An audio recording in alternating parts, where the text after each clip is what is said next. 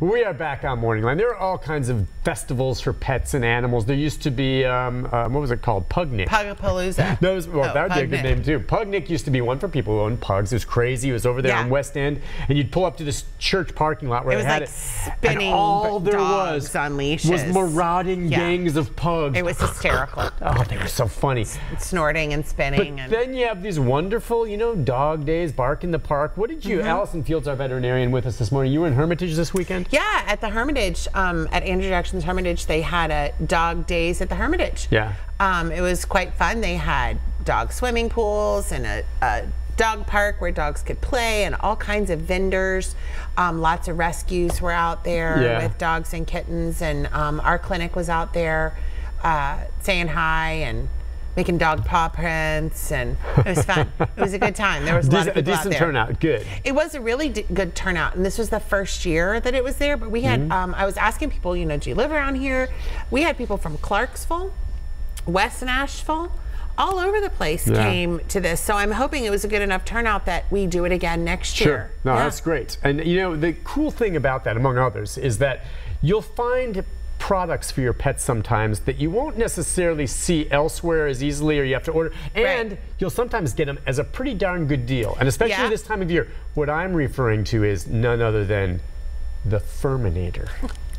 We got one of these, I think at Bark in the Park, which was one that was going on in Mount Juliet a couple years ago. Yeah. And I'm like, how much did you pay for that doggy brush? And still, it was more affordable than sometimes, at a pet store or something, because it was a special deal. Furminators are expensive, and I put off buying one for Baxter for years because I'm like, I am not paying that much money for something that looks like that. It's not going to do anything. Yes, right. And then we got one for the clinic, and I was like, it worked. This is amazing. And so then I got one for Baxter, and we still have it. I don't understand how they work. It's like magic. Yeah, they just come, and they come in different sizes, and then they push the fur out. But the only reason I mention that too is this time of year is shed season for a lot, especially pugs. And the Furminator, at a lot of these dog festivals and gatherings like you're talking about, they'll sell them there, and you can get them for a better deal. I mean, I'm just saying, you can get some decent deals when you walk through there on some of the more high-end stuff like that. Yeah. But boy, does it work. Again, you are not an advocate of shaving your dog. I'm not. Not a good move, right? This is a person. I'm not going to say that. Well, does anyone honestly shave their dog in the summer? Yeah. Now, I know sometimes the really furry ones, you can shear them a bit so they get a nice cut, I think it depends if they're indoor or outdoor dogs. If you have an indoor long-haired dog who's shedding all over the place and you want to shave it, fine. It's an indoor dog, but an outdoor dog uses its fur to insulate itself from the heat and the cold. They can get sunburned, they can get overheated a whole lot quicker. So it's not that I don't think you should shave your dog. I think that depending on the situation, I might recommend that you don't. Yeah. Because some people, I see plenty of golden retrievers that get their hair cut. I mean, they're not shaved down to nothing. They're just being groomed, But they're being groomed, and it helps the owners not have as much hair in the house, and it probably keeps them a little bit more comfortable when they're indoor dogs. They go out to go potty, maybe play a little bit, but they're not outside continually where they would need that hair to insulate themselves. Remember the old Austin Powers movies with Mr. Bigglesworth? Who is the hairless cat. Do you ever see any hairless cats? Now, these are not cats that have been shaved or anything. These are cats that are... What's their breed? Bred to... I don't know. Now, I know some people get them who are allergic to cat hair, and Mr. Bigglesworth would be the ideal version for them, right? They're Rexes. There are Cornish Rexes and Devon Rexes. And the Asian, are they? I don't know where they were first from, but I feel like they are. But then I feel like with the name like Cornish and Devon, that it might be like British more British area. I don't know. I'll have to look into that. Bred this way, I guess, over the years, and so it's an actual hairless cat, which I would imagine you have to be really careful of. They don't have that to keep them warm. They don't have the insulation, and they could get burned, sunburned. They can get sunburned. They can get cold. They can get hot. They also have some needs of bathing. Unlike your regular cats that have hair, when they're grooming themselves, their dragging oils through their fur and kind of distributing it. And these cats, they can just get like almost blackheads of oily stuff because they have no need to groom themselves because there's no hair. So you need a lot of times they have to have baths like once a week, and unlike now, most cats don't care for baths. Most cats don't care so for would baths. Mr. Bigglesworth be okay with it? I think you could.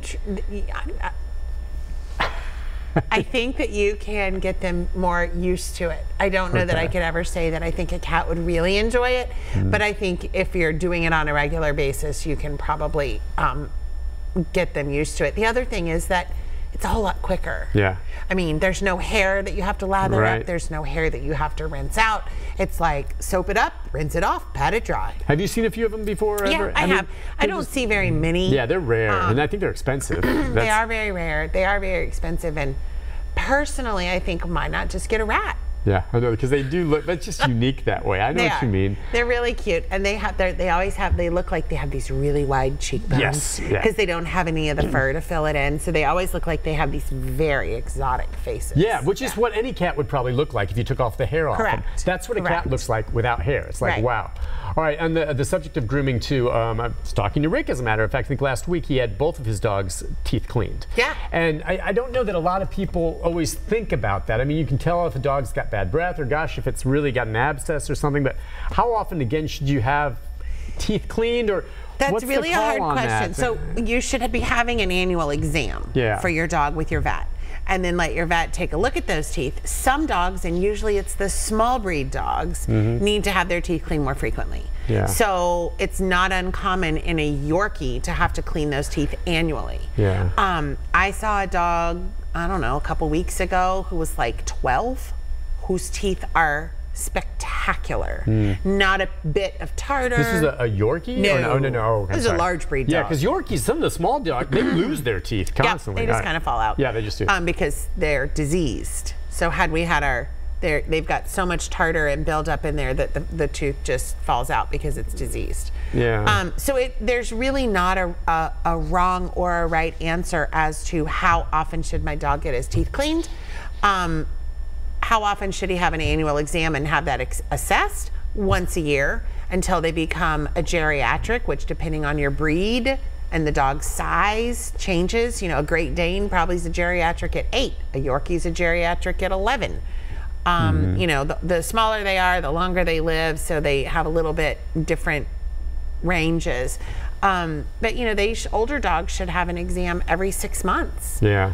Just to listen to their heart, make sure nothing's changing there. You know, we can pick up heart murmurs and things like that we can help and, you know, prolong your dog's life by having regular checkups. Sure. And do you recommend those greenies or anything like that for just taking tartar off? I think that greenies are good. I think that if you're going to use greenies, you have to make sure you're using the size appropriate ones. Yeah, right. A lot of people go look at it and there's the bag of 20 for $10 for the little bitty dogs. And then there's the bag of like 12 for the medium dogs for the same amount of money. And then there's like 2 in the big dog bag.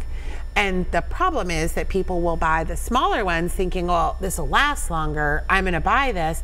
And when you give a Great Dane a greenie this big, they don't chew it. Right. So A, it doesn't help their teeth, and B, it can become a foreign body. So if you're going to use things like that, you really need to make sure that they are weight appropriate. Follow the directions on the package. And those, I know, okay, and those are manufactured bones. The dog that we sat with this weekend, the owner brought over a bag, a Dudley, of bones from the butcher. And they weren't cooked, meaning these are the bones. And boy, Dud loved them, and you know, our dogs, especially the pugs, they were out of their head over them. Juice wasn't sure what to do with it at first, but they were cut up. They were just the rounds, nothing they can choke on. The idea is, if it's a bone that's not been cooked, and they were cow bones, they were bigger. What's your thought on those? That they're not going to splinter as easily and get lodged? Bones. Yeah, raw bones Are much safer than cooked bones. Okay. You still don't recommend them? Well, the concern is it's raw meat and E. coli, salmonella, these things. And if I lived on a farm and had my own cows and pigs and chickens and that, I would probably feed my dog raw. Because I'm there with the animals, I'm butchering it, and as soon as it's being butchered, it's going to the dog. what happens in our society is that we are so removed from the farm that this animal is butchered, it goes through a plant on conveyor belts, and then it's packaged by people, and then it's on the truck, and then it's in the supermarket, and then so it has all of these opportunities to get bacteria that are not good for people or dogs. Well, there's so many good ones and treats out there. My personal favorite, the sausages. Don't say anything. All right, so let's just remind folks where Allison works. Okay, you're at Hermitage Animal Clinic. The Hermitage Animal Clinic. But I'm here today on behalf of the Nashville Association of Veterinary Medicine. As you've been a proud representative for years. Yes. Love you. Have a good day. All right. Take care. We'll see you again soon. Sorry I was late. Back with a programming note right after this. That's okay.